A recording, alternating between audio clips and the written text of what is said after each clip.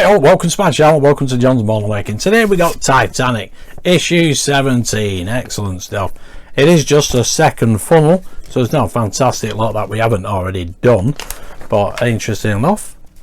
We'll fit it later this week. There's the completed work, there's only 2 pages of instructions. There we go, the second funnel. Excellent. Should be easy peasy this week. Let's have a look at the inside of the magazine. Here we have an article. Was Titanic fully seaworthy? That is an interesting read. It tells you about the shortcuts basically when they were doing the seaworthiness tests. If you do fully read it, you'll find out they did skip some of the tests. There was a minister called Carruthers, I think it was, who, yes, also hidden from Carruthers was the start of a fire in a coal bunker. Smith had decided to have the damage repaired quickly in Southampton after the ship had set off on its maiden voyage because the port had the best facilities for dealing with fires. It seemed like nothing must delay the maiden voyage further, not even sea trials, and Titanic seaworthiness checks were cut down to just 7 hours of testing. Naughty naughty. And the next story, the barber story, that is really interesting. It tells you of the head barber and how he met Bruce Ismay on the deck as they were putting women and children onto the lifeboats. He did recall that Bruce Ismay had nothing on his feet and wore pyjamas, whilst he went back to change and put an overcoat on. And it tells you about his story, surviving in the water and life after Titanic. Very interesting. And on the next page, family album. That's a cracking picture. And then we have launch of the Titanic. Some more fantastic pictures. And what didn't happen was here. This is a scene from the film A Night to Remember, which is considered to be almost perfect from an historical point of view. However, this scene is almost entirely invented. The traditional launch ceremony in which a bottle of champagne is broken over a new ship's hull to launch it never took place at Titanic's launch. And here we have a sad story of one of the workers sadly dying after being taken to a hospital. And then we have the second funnel. So as interesting as the magazine, we can always get on with the build, can't we? But first off, there we go, I received my pocket watch. Looks absolutely fantastic.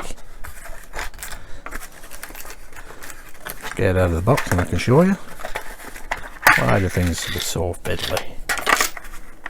I have put the chain on it, obviously, as you can see, and I have set the time. That looks brilliant. Let's have a look on another camera. There we go. I think that's more or less right time. And on the back, picture of the Titanic. You will have all seen this by now. Oh, it's going to look fantastic, that. Love the chain as well. Look great on my suit, that. Brilliant. Okay, here we have the parts, so let's get them out of the box.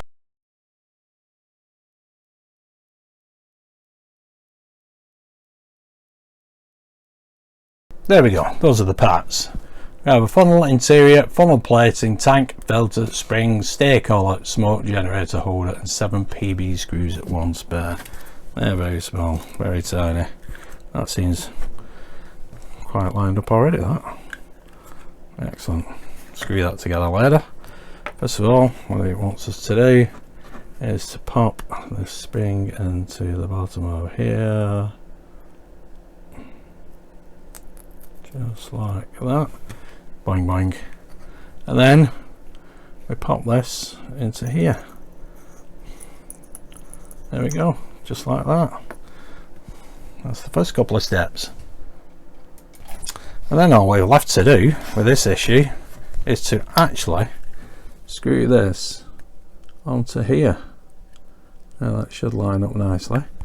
We have 6 screws. Let's see, 2 here, to here and 2 at the top, or the bottom I should say. Get that lined up there. Okay, well, let's get the screws out.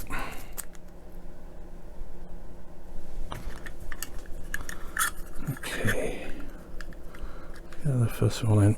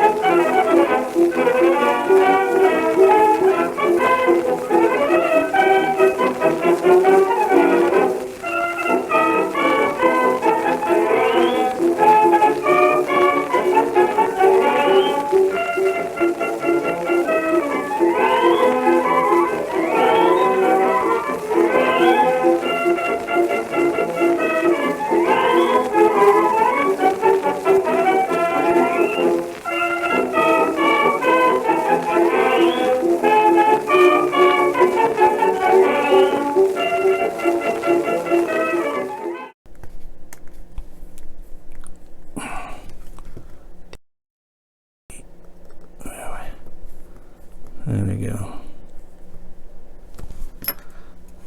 Excellent.